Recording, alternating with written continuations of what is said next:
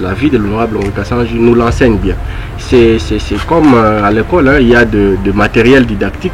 Les enseignants, quand ils veulent bien assimiler des matières, il faut présenter des dessins, il faut présenter. Au moins, on est sûr que ce qu'on nous dit est un matériel didactique pour vous. Pour nous, de jeunes, puisque son parcours est pédagogique. Et il inspire tout jeune, consciencieux. Il suffit de voir la vie d'Henri Kassange et se dire que c'est possible. Mais les gens s'attendaient à ce que l'on voie Ruffin dans ces gouvernements. Est-ce que vous êtes frustré? Parce que c'est déjà une rumeur. Donc vous savez, nous à la génération Gokas, nous avons un slogan. Nous disons que l'égoïsme est une école. Ça veut dire, à travers cette phrase, nous résumons tout ce que je venais de vous dire ici. Aux côtés de l'honorable Alphonse Kassange, nous apprenons d'abord. Et c'est un privilège pour nous que d'être dans cette école-là. Est-ce que c'est nécessaire que Jean-Marc Kabounda soit arrêté? S'il m'était demandé de conseiller à ceux qui ont voie de réserver une suite à ce dossier, c'est de l'ignorer. C'est de l'ignorer puisque l'honorable Kabounda n'est pas un enfant pour poser de tels actes de provocation. Et les moments ne s'y prêtent pas pour céder à sa manipulation.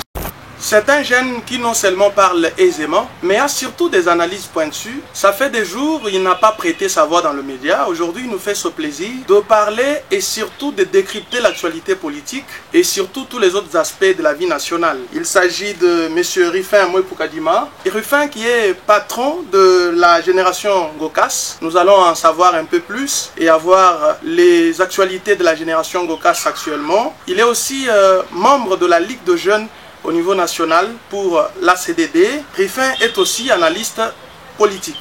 Bonjour et merci de nous faire confiance. Si c'est votre première fois de nous découvrir à travers la chaîne YouTube Wayakondol TV, vous pouvez vous abonner et partager le lien pour nous permettre d'avoir une grande audience. Merci de nous faire confiance. Dominique Savio Kabamba filme pour vous et pour nous l'émission et il va également la travailler pour la mettre en ligne.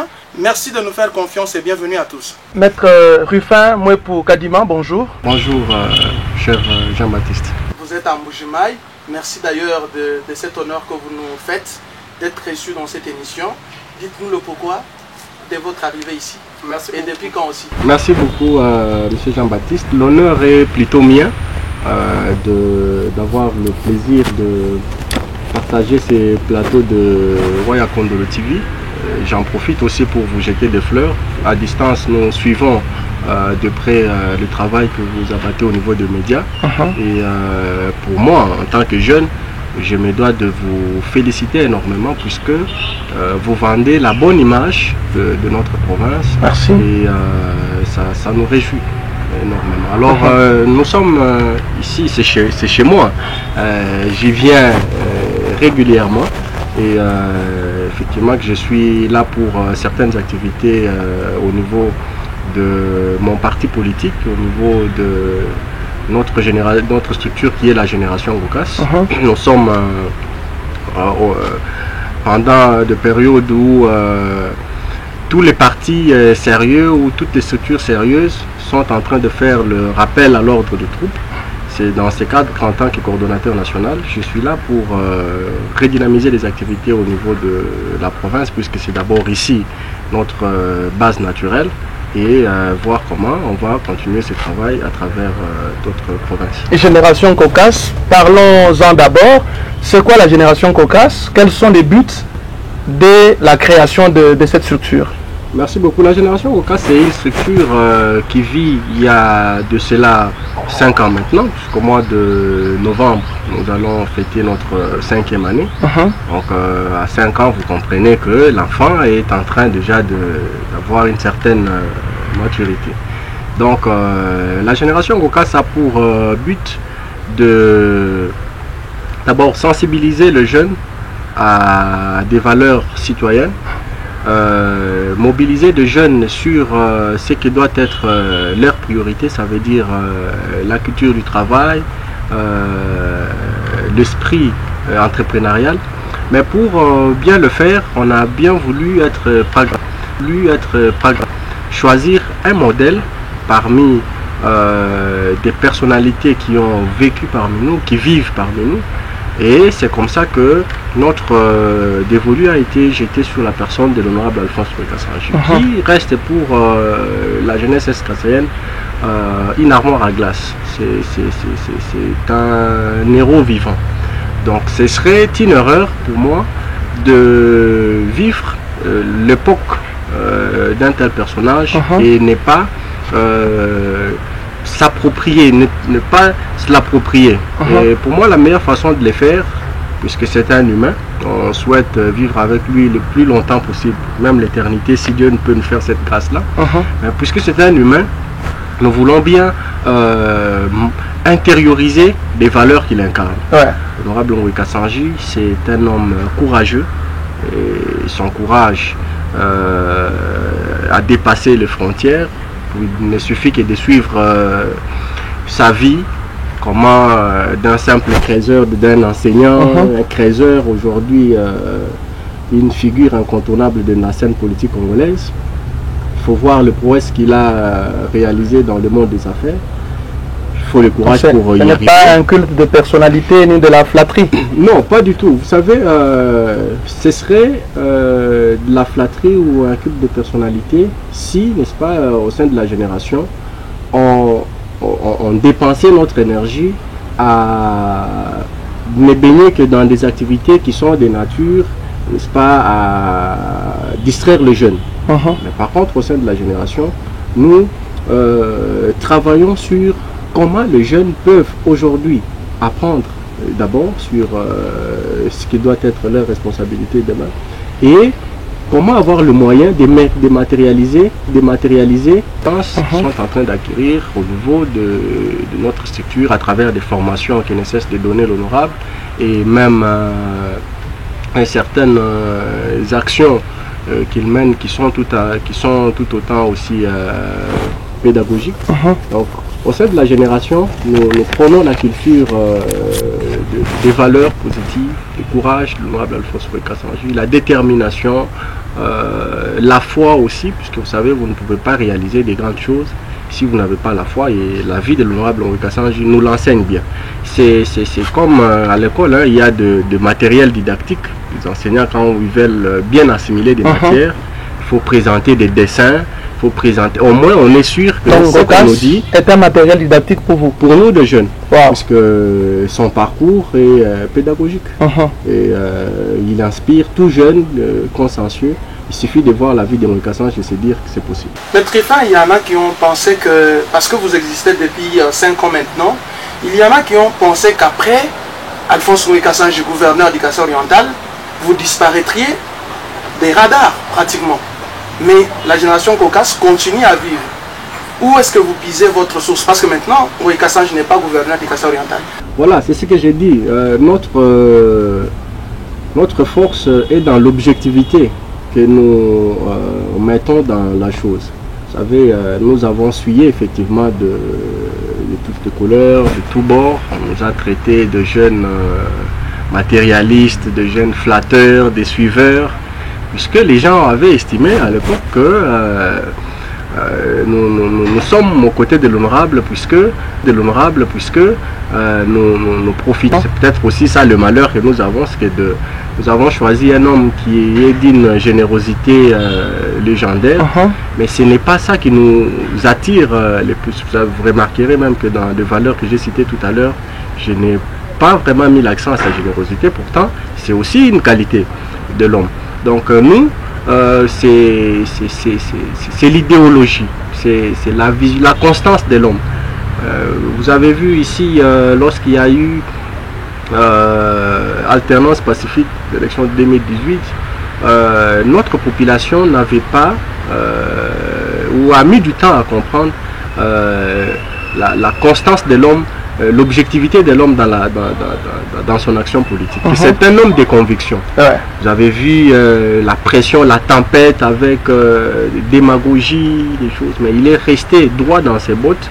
Et lorsque est venu le moment de faire le bon choix, il l'a fait sans tergiverser. Et aujourd'hui, tout le monde comprend que dans le Kasaï-Oriental, il y a un homme qui a une vision et qui fait tout pour réaliser sa vision contre vents et marées.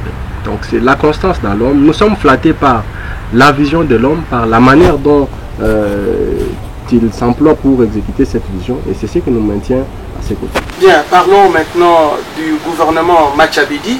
Il y a quelques jours que le Kassai-Oriental s'est doté d'un nouveau gouverneur, le gouverneur Kabea Machabidi, qui remplace le gouverneur Maweja.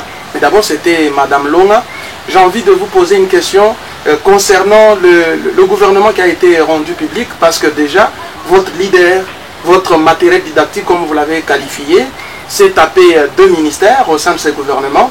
Mais les gens s'attendaient à ce que l'on voie Rufin dans ce gouvernement. Est-ce que vous êtes frustré? Parce que c'est déjà une rumeur. Donc vous savez, nous à la génération Kokas, nous avons une phrase, nous avons un slogan. Nous disons que l'égoïsme est une école. Wow. Ça veut dire, à travers cette phrase, nous résumons tout ce que je venais de vous dire ici. Aux côtés de l'honorable Alphonse Mekassange, nous apprenons d'abord. Et c'est un privilège pour nous que d'être dans cette école-là. Ça, c'est une chose.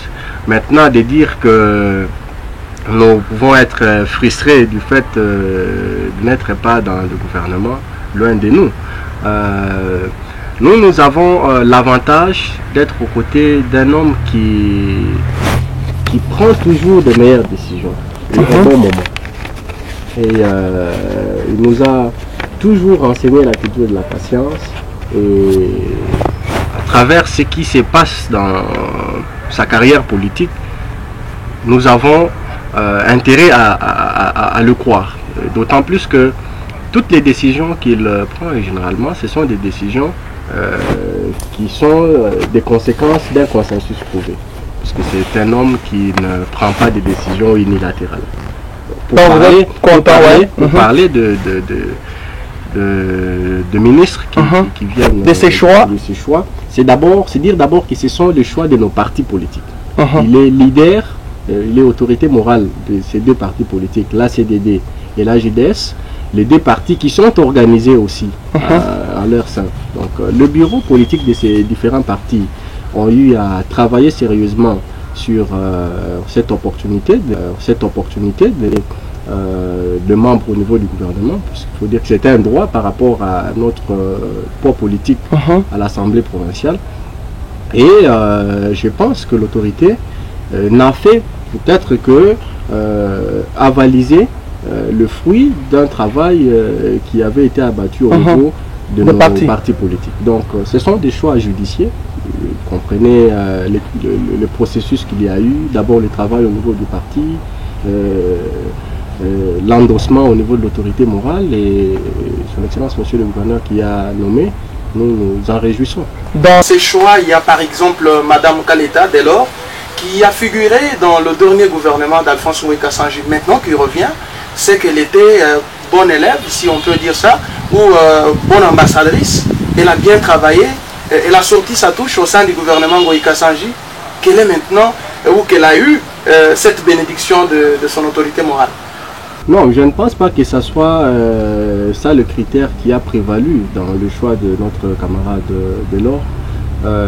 Par contre, j'estime que c'est un avantage pour elle d'avoir été déjà dans un gouvernement. Ça veut dire que c'est une dame de fer, une dame qui ne vient pas apprendre au gouvernement. Elle sait déjà ce qu'elle est appelée à faire. Mais moi je crois que c'est une bonne camarade qui a bénéficié de la confiance des autorités du parti d'abord. Et si l'autorité morale du parti a avalisé les choix des autorités du parti, c'est une bonne personne. Vous savez aussi que ce gouvernement a besoin de personnes aguerries. C'est-à-dire de gens puisque la province a été laissée dans une situation où il fallait une thérapie de choc. Donc pour une telle mission, on ne devait pas amener au gouvernement des novices, si je peux me permettre le terme. Donc il fallait des personnes comme ça, et je pense que le profil de Madame de son Excellence Delors était le profil idéal pour la situation actuellement. Oui, avant de parler de ce qu'attend ou de ce qui attend en termes de priorité, n'est-ce pas, le nouveau gouvernement du Kassai-Oriental, on peut d'abord parler de réalisation, de plaidoyer, des activités parlementaires menées par votre autorité morale, Alphonse Moïka Sanji, au niveau de l'Assemblée nationale, où selon beaucoup d'enquêtes ou beaucoup d'études qui ont été menées, est toujours considéré soit le premier, soit le deuxième. Est-ce que ça vous réjouit? Parce que j'ai lu certaines enquêtes, par exemple celle de Les Points, il y a eu beaucoup d'enquêtes qui ont été dévoilées, qui révèlent purement et simplement qu'il est le meilleur. Est-ce que ces stats vous font du bien? Oui, non seulement à nous, mais à toute la population est-casséenne, puisque lorsque l'honorable est plébiscité meilleur parlementaire, cela voudrait aussi dire que la population du Kasaï oriental doit être plébiscitée comme la population ayant opéré le meilleur choix parlementaire. Ça veut dire que ces mérites reviennent d'office à la population est-casséenne. Et c'est un constat à mon avis, puisque vous n'avez qu'à voir l'intensité de l'action de l'honorable depuis le début de cette législature. Peut-être lui-même n'en parle pas beaucoup, j'ai comme l'impression. Oui, parlons-en. Le mérite vient d'où? Qu'est-ce qu'il a pu faire? Puisque j'ai quand même la chance à Kinshasa de parfois l'accompagner dans certaines activités parlementaires. Parlementaires. Je peux vous dire que l'honorable, vous savez, on ne va pas revenir ici sur le rôle classique d'un parlementaire, légiférer, contrôler l'exécutif, ainsi de suite. En ce qui concerne le rôle de légiférer, de créer des lois, l'honorable Alphonse Moïka Sanji, je vais citer en passant quelques propositions qui logent par lui initié, qui logent encore dans le tiroir du bureau de l'Assemblée nationale. Vous vous rappellerez qu'il y a eu une période ici, on a assisté à des motions en cascade dans les provinciales et même dans des exécutifs provinciaux. Il y avait des gouverneurs, des présidents d'assemblée qui des provinces. Comme ça, on rappelle que pour le Kasaï oriental, Maouja a été éjecté, Yves Mwamba a été aussi éjecté à l'Assemblée provinciale. Et le président de la République, lors d'un discours, avait souhaité que cette situation soit, n'est-ce pas, considérée par notre Parlement. L'honorable, réceptif à ces messages, à ces vœux du chef de l'État, avait initié une proposition qui modifiait et complétait la loi sur la libre administration des provinces, l'important principe fondamental sur la libre administration des provinces. Et sa proposition a le mérite de verrouiller l'exercice du droit de motion. C'est-à-dire ça veut dire, puisque notre législature ou notre arsenal juridique tel qu'il est actuellement, il énonce les principes de motion, mais on ne cadre pas l'exercice de ce droit. Ça veut dire, pour des raisons parfois de règlement des comptes, pour des raisons tout à fait non objectives, de frustration et tout, un parlementaire peut initier une motion contre un président de l'Assemblée provinciale ou contre un gouverneur de province, avec ce que tout ça peut apporter comme préjudice pour la province ou même pour le pays. On l'a vu ici, vous l'avez rappelé. Donc il fallait préciser, donner des conditions, en tout cas objectives, qui peuvent justifier les recours à ces droits. Donc vous comprenez l'importance de telle proposition comme ça, de l'honorable qui loge. Et il n'a jamais été traité, mais qui a été même à un moment donné plagié au niveau du Sénat. Je ne parlerai pas du sénateur. Ça a été plagié, vous suivez bien l'actualité? Je ne veux pas aller dans des polémiques. Donc vous avez mis ça sur la place publique? C'est un sénateur du Kasaï oriental, donc je ne veux pas citer son nom ici. Qui a plagié votre proposition? Tout à fait. Avec vous avez des preuves là-dessus? Mais je vous dis, mais comment ça? Je vous informe. Si vous voulez, je vais vous donner les deux tests et vous verrez que la date d'accusé de réception de la proposition de l'honorable est antérieure à la date de l'accusé de réception. Comment ça s'est passé? Vous louez le même quartier ou comment? Non, mais l'Assemblée nationale et le Sénat, c'est dans le même bureau. Ça a quitté le bureau de l'Assemblée pour se retrouver au Sénat. Alors, là, on ne rentre pas le débat, mais je voudrais savoir pourquoi cette loi n'a pas été examinée jusqu'ici. Oui, c'est une question. Cette proposition de loi. C'est peut-être une question qui peut répondre efficacement les animateurs du bureau de l'Assemblée nationale qui jugent la pertinence d'aligner telle ou telle autre question à l'ordre du jour.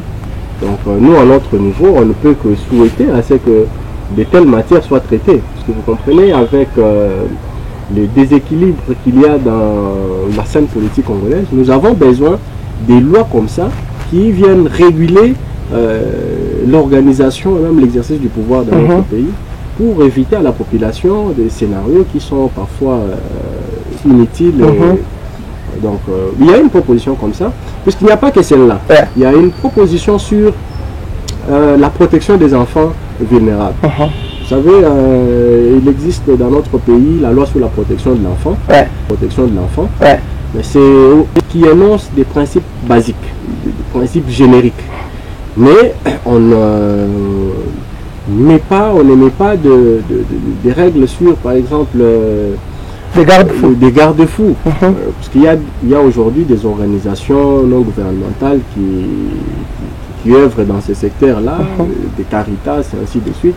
Mais ces enfants-là qui sont gardés dans ces organisations, laissons sans aucun soubassement pour ces organisations-là. Ailleurs, on peut parler même des trafics d'enfants, puisqu'il y a des moments où ces enfants bénéficient des bourses, ce qui n'est pas mal, qui vont à l'extérieur pour étudier, ainsi de suite. Mais il n'y a pas de loi qui, n'est-ce pas, prennent en charge l'activité de ces organisations, les organisent pour éviter aussi que, parfois, parce que vous savez, des mauvaises fois sont partout. Donc, le travail d'un législateur, c'est de veiller à ce que, même pour ceux qui prétendent être des bienfaiteurs, que des choses soient faites de façon à éviter des incidents, une loi comme ça qui est sur la table. Il y a une proposition sur l'ordre des ingénieurs. Donc, vous savez, dans notre pays, il y a comme une polémique autour de ceux qui se considèrent comme ingénieurs. Nous avons un ordre sur les ingénieurs civils, un ordre sur les ingénieurs agronomes. Mais il y a ceux qui font la technique, ceux qui terminent à l'ISTA ou à l'INBTP par exemple. Ce sont des personnes qui d'ailleurs qui sont majoritaires et qui s'emploient dans l'érection de nos bâtiments, dans le professionnalisme d'ailleurs. Mais vous verrez que ces gens ne sont pas organisés dans un cadre professionnel, ce qui fait que il y a maintenant des étrangers, des expatriés qui viennent et dans cette cacophonie, ils s'emploient à exécuter des tâches qui devaient être exécutées par des locaux, en principe. Dans la sous-traitance. La sous-traitance, et même si on peut recourir à une main-d'œuvre extérieure, s'il y a un ordre, vous verrez qu'il y a un avantage, puisque cet expatrié doit peut-être payer aussi des commissions ou s'enregistrer à l'ordre, trouver une inscription spéciale.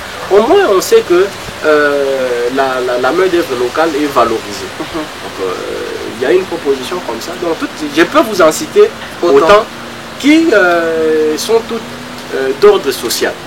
Vous voyez? Donc, je ne parlerai pas ici des actions en termes de contrôle parlementaire. Vous avez vu lorsqu'il y a eu ici de petites choses au niveau de l'exécution du projet Utilégélou, l'honorable monté au créneau. Et il a même interpellé les DG du FPI qui n'est jamais venu pour des raisons qu'on ne connaît pas. Le ministre des Sports récemment, avant même que nous soyons éliminés la Coupe du Monde, l'avait interpellé. Donc aujourd'hui nous voyageons comme nous voulons. Le ministre de l'économie. Le ministre de l'économie avec l'exercice du petit commerce. Avant qu'il soit évincé, parce que finalement il a été évincé. Donc il y a tout ça, toutes ces actions qui aujourd'hui amènent à attester que l'honorable Kassaji est le meilleur parlementaire pour cette législature. Et nous, en tant que Kassaïens, on ne peut qu'en être fiers. Voilà. Alors parlons maintenant avant, parce que nous avons aussi d'autres dossiers comme les dossiers Kabound, sa sortie médiatique. Est-ce que c'est possible qu'on l'arrête? Quels sont les avantages et les inconvénients? Mais si vous venez de vous joindre à nous, vous pouvez vous abonner, partager le lien pour nous permettre une grande audience et surtout un audimat assez important à travers les réseaux sociaux. Alors parlons d'abord du gouvernement Machabidi parce que nous avons évoqué ça ici. Qu'est-ce qu'il doit faire concrètement le gouvernement Machabidi? Parce qu'on sait que la durée est tellement confinée, le temps n'est pas du tout grand. Ils n'ont pas plus de 2 ans pour ces pouvoirs, espérant bien sûr que les élections soient organisées en 2023. Alors, par où ils peuvent commencer? Quel bouton faut-il appuyer pour finalement décoller la province du Kassai oriental? Bon, vous savez, l'humilité m'amène à dire ici que le gouverneur Machabidi, contrairement à son prédécesseur, commence bien son mandat par le fait qu'il fait le pas vers ceux qui l'ont précédé. Et à mon sens, c'est déjà bien puisque il va avoir auprès d'eux de meilleures informations puisque ce sont des personnes qui étaient là, qui ont dirigé la province et qui savent comment ils ont réalisé telle ou telle autre chose ou qu'est-ce qui les a empêchés à ne pas réaliser telle ou telle autre. Mais pour ma part, donc vous arrivez, vous trouvez qu'il y a de bonnes stratégies qui produisent de bons résultats, vous les pérennisez. Il faut vous améliorer ce qui peut l'être, mais ne pas casser ce qui existe déjà sans alternative et aggraver la situation. Donc je pense que le gouverneur Machabidi, qui avait d'ailleurs avant d'être investi, était convié à une réunion à ce sujet-là avec le secrétaire général de l'UDPS, Augustin Kabouya, qui l'avait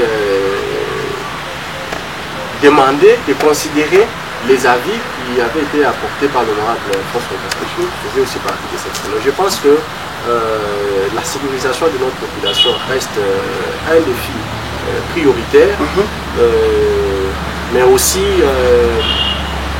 voir comment arranger le panier de la ménagère, comme on dit. Tout à fait. C'est les sociales. Les sociales.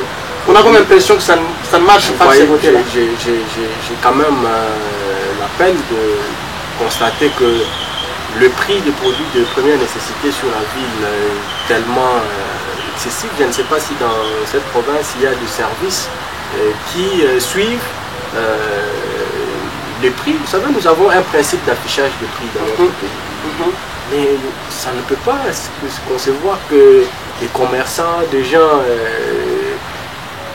d'affiches pour vendre des produits à des prix qu'ils veulent de façon anarchique. Ce n'est pas possible. Donc moi j'inviterai son excellence à mobiliser ses services sur cet aspect des choses. Vous voyez, j'ai suivi qu'il a tenu une réunion où il a demandé que soit éradiqué les phénomènes Diamani et Soulapano. Effectivement, il a raison de le faire puisque, en tout cas, j'ai constaté que les gens souffrent ici pour ne fût-ce avoir quelque chose à mettre sur la tête. Après, il y aura naturellement ce problème d'infrastructure qui est aussi inhérent au développement. On ne peut pas développer une province sans infrastructures. Je me réjouis de voir quand même ça et là qu'il y a des chantiers qui sont en mouvement et je pense qu'à cette allure, les choses pourront bien aller. Maître Rifin Mouepukadima, parlons maintenant de la sortie médiatique de Jean-Marc Kabound à Kabound. On ne parle pas des termes génériques, donc ceux qui ont déjà été utilisés. Par exemple, est-ce qu'elle était indiquée, elle était bonne? Mais j'ai envie de vous demander, aujourd'hui, est-ce que c'est nécessaire que Jean-Marc Kabound à Kabound soit arrêté? Et s'il est arrêté, c'est pour avoir commis peut-être quel crime dans ce point de presse ou cette sortie médiatique? Y avait-il de propos outrageants, par exemple, à l'égard du chef de l'État? Et s'il est arrêté, quels sont les avantages? Quels sont aussi les inconvénients vis-à-vis du régime de Félix Tshisekedi qu'il a pu critiquer peut-être de manière un peu plus exagérée? Merci Jean-Baptiste. Vous savez, le principe voudrait que je m'abstienne tout commentaire sur un dossier qui est déjà en justice.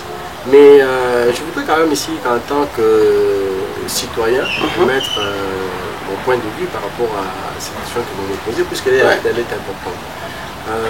J'estime que, tout en reconnaissant le droit d'appréciation des faits qui peuvent être infractionnels ou pas à ceux qui en ont le droit, ça veut dire les magistrats, je pense que l'honorable Kabound est en train d'amener des gens dans son piège. Le piège d'une personne qui n'a plus rien à perdre, mais qui veut, n'est-ce pas, avoir des béquilles, politiques par rapport à ce qui peut être arrêté comme décision contre lui. Je sais qu'il est conscient du fait des actes qu'il a commis, des propos qu'il a tenus de façon consciencieuse. Même déplacé. Oui, de façon volontaire. Ouais. Il l'a fait et il s'attend à quelque chose. Ouais. L'honorable Kabound, en insultant le président de la République, il sait que je serai poursuivi pour outrage au chef de l'État. Ouais. Mais il veut ça. Il veut ça puisqu'il sait qu'il n'a plus aucun ancrage politique. Mais alors pour s'attirer la sympathie de l'opinion, pour s'attirer l'attention, la popularité, l'attention de la communauté internationale, il veut se faire martyriser là où il n'en a pas qualité. C'est comme ça que s'il m'était conseillé, moi, s'il m'était demandé de conseiller à ceux qui ont le pouvoir de réserver une suite à ces dossiers, c'est de l'ignorer. C'est de l'ignorer puisque l'honorable Kabound n'est pas un enfant pour poser de tels actes de provocation.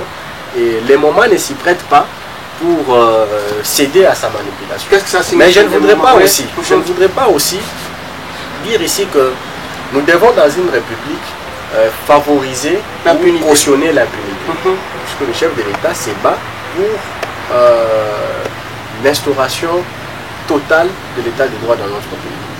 Il peut à son niveau, et je le crois, puisque je n'ai pas vu la plainte du chef de l'État quelque part, je n'ai pas vu le chef de l'État cette plainte. Donc vous savez que le chef de l'État peut, et ça c'est la dureté de la loi aussi, le chef de l'État peut dire qu'il a pardonné ou il a ignoré comme je suis en train de le faire, mais c'est là, ne lie pas le procureur d'arrêter ou de ne pas actionner ses prérogatives contre l'honorable Kabound. Donc ça c'est vraiment un équilibre qu'il faut faire. Oui, on peut pour des raisons politiques dire bon, on l'ignore, on le regarde comme un enfant qui joue dans ça, mais le procureur, lui, il a un serment qu'il a prêté, il a des textes qu'il doit faire respecter. C'est comme ça que lorsque vous avez un problème avec quelqu'un qui décide de retirer sa plainte, mais vous verrez que le retrait de la plainte, la machine continue à tourner. Ne lit pas le magistrat instructeur du dossier. Le plaignant, la victime peut dire non, cette personne m'a insulté, je pardonne, mais le magistrat lui dit, puisque ce sont les lois du pays qu'il a enfreint, eh ben, il doit être sanctionné pour raison d'exemplarité aussi. Vous savez, quand vous avez eu à diriger de grandes institutions comme le Parlement, là-bas, le Kabound était premier vice-président de l'Assemblée nationale, il est astreint à un devoir de réserve. Il y a des choses qu'il ne peut pas dire sur la place publique. Même en étant opposant, parce qu'il s'est déjà déclaré opposant. Et en plus, lui, il ne dit même pas des choses qui ont existé, mais il invente des choses tout simplement pour salir la personne du chef de l'État. Pas la personne. Il y a aussi ici quelque chose qu'on doit dire. La constitution de notre pays donne au président de la République la valeur d'une institution, la valeur juridique du chef de l'État.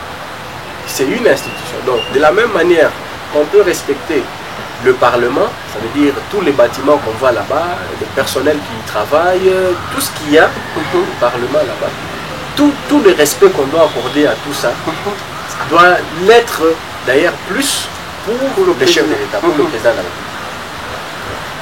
s'est réveillé, s'est mettre à dire n'importe quoi sur le président de la République, eh bien, ça c'est de la légèreté. Et s'il doit, pour raison d'exemplarité, être sanctionné pour ça, je ne serai pas déçu. Mais est-ce que ce n'est pas ça l'état des droits? On a déjà vu Fayoulou sur la place Sainte-Thérèse prononcer peut-être des paroles qui ont touché à l'intimité du chef de l'État. Il n'a jamais été inquiété. Bon, vous savez, pourquoi ça doit l'être pour Jean-Marc Kaboundou? Oui, vous savez, en droit, il y a ce qu'on appelle les circonstances atténuantes dans certains cas. Des propos qui sont tenus dans une période de campagne électorale ou au lendemain d'une élection, généralement dans de grandes démocraties, dans de vieilles démocraties, ils sont tolérés, plus ou moins, puisque on se dit ce sont des humeurs avant ou après les élections. Mais lorsque vous suivez le propos du honorable Kaboun, ça n'a rien à voir avec tout ça. C'est de la provocation préméditée, c'est de l'insulte bien organisée. Ben, ça, ce n'est pas un bon exemple qu'on donnerait à notre jeunesse, qu'on donnerait à d'autres pays qui nous ont pourtant applaudi après l'alternance pacifique. Donc je pense que je n'ai pas de leçons à donner, moi personnellement, aux magistrats de la République qui font leur travail. L'Assemblée nationale a estimé qu'il était nécessaire que les immunités de l'honorable Kaboun soient levées et que la justice fasse son travail. Moi je me réjouis. Et puis, moi je me pose la question pour ceux qui estiment qu'on ne devait pas, ceux qui se plaignent maintenant de l'action judiciaire déclenchée contre l'honorable Kaboun. Moi je me dis, mais pourquoi on ne voudrait pas en savoir plus sur ce qu'il a dit? Parce qu'il a parlé quand même de sommes sonnantes, d'argent du contribuable congolais qui sont amenés dans des paradis fiscaux. Alors, de telles informations, quand vous les donnez devant des journalistes qui n'ont pas le pouvoir de s'en servir utilement, ça ne sert à rien. Et quand on vous invite devant la justice, vous pouvez apporter des preuves. Vous donnez beaucoup d'éléments. Peut-être que ça peut amener la justice à déclencher aussi une action contre le chef de l'État ou contre ceux qui l'accusent d'amener ces sommes pour que finalement les Congolais soient rétablis dans ses droits. C'est aussi ça l'avantage qu'on doit. On ne doit pas seulement voir que c'est une action qui va dans le sens d'anéantir ou d'achever la personne de Kaboun, mais on veut quand même aussi en savoir plus sur des déclarations qu'il a tenues puisque c'est grave, c'est important. Oui, parlons maintenant, c'est notre dernier dossier, guerre dans la partie de l'Est, dans la partie Est, j'arrive, la RDC, ça date quand même de très longtemps, jusqu'aujourd'hui des morts sont comptés, ça énerve, ça touche même ceux qui ne pouvaient pas en parler, en parlent aujourd'hui. Le chef de l'État s'y est impliqué totalement pour trouver une solution. Mais qu'est-ce qu'il faut pour finalement mettre terme à cette guerre? Faudra-t-il attaquer le Rwanda parce qu'il est clairement établi que le Rwanda soutient les M23? Faudra-t-il attaquer le Rwanda? S'il le faut, pourquoi la RDC tarde? C'est parce qu'on n'a pas une bonne armée? C'est parce qu'on a peur de perdre ou quoi?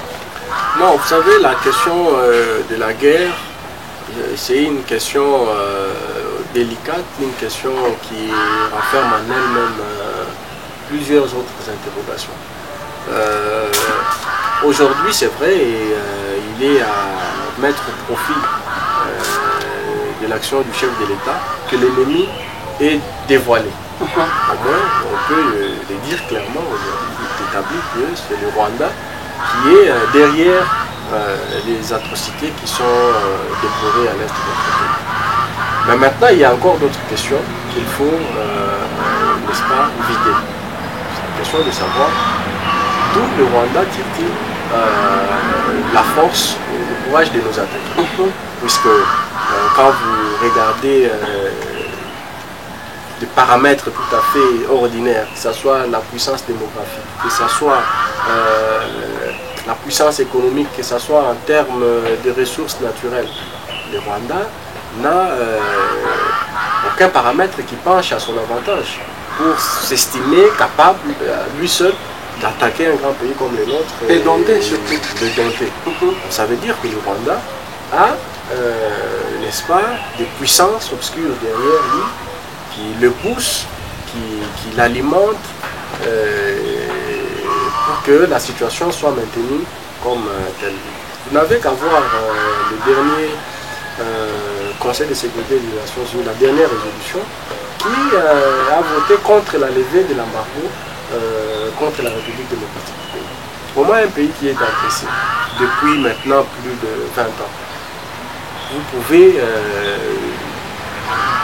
raisonnablement refuser de lever l'embargo pour l'empêcher d'avoir la possibilité d'acquérir des armes qui peuvent contre-attaquer, pas même contre-attaquer, mais l'aider ne fût-ce qu'à sauvegarder son territoire et sa population. Vous comprenez qu'il y a beaucoup de choses qui restent encore à découvrir.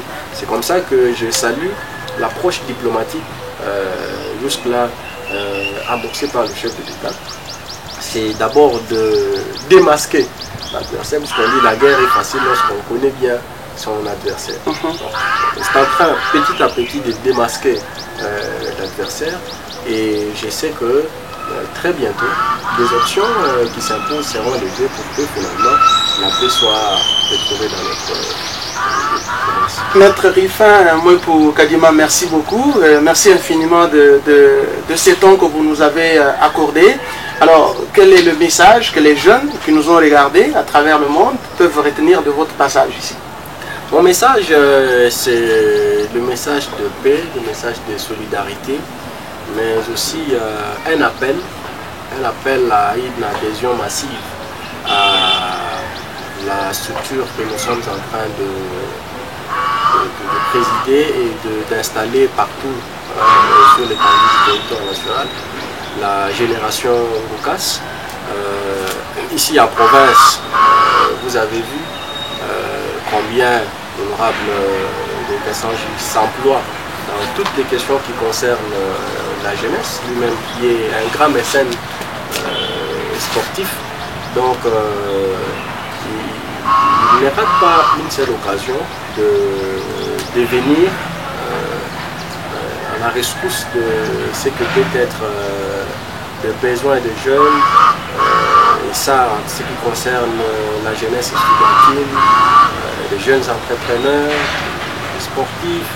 Donc c'est comme ça que moi je me dis qu'une telle personne a aussi besoin que notre jeunesse lui rende l'ascenseur. Lui rendre l'ascenseur, c'est l'appuyer dans son action politique. Le cadre est là, c'est un cadre de réflexion qui est ouvert à tous les jeunes, et si vous le permettez, on va peut-être prochainement donner ici des numéros. Allez-y, il n'y a pas de problème.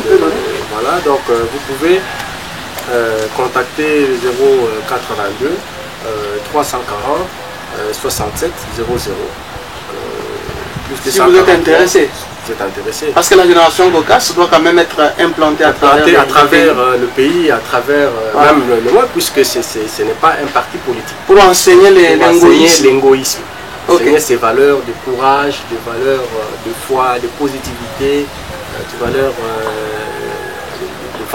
Et vous êtes déjà professeur dans l'égoïsme?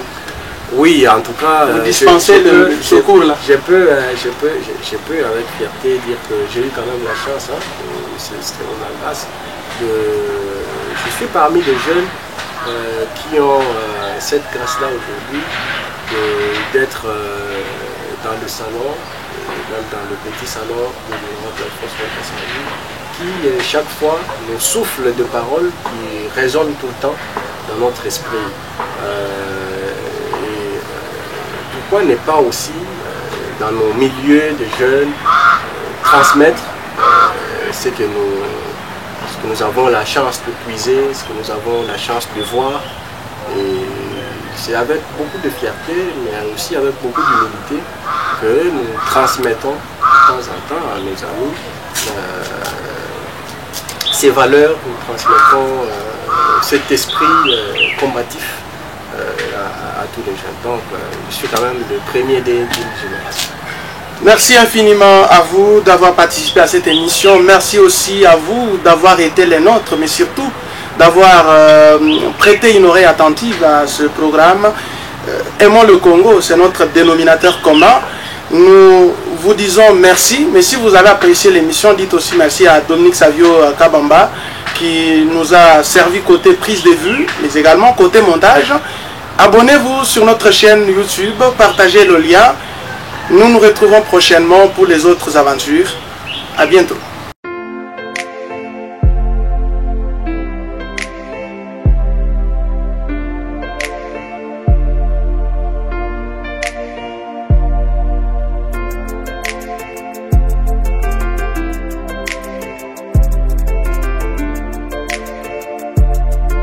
Hitmaker Felice.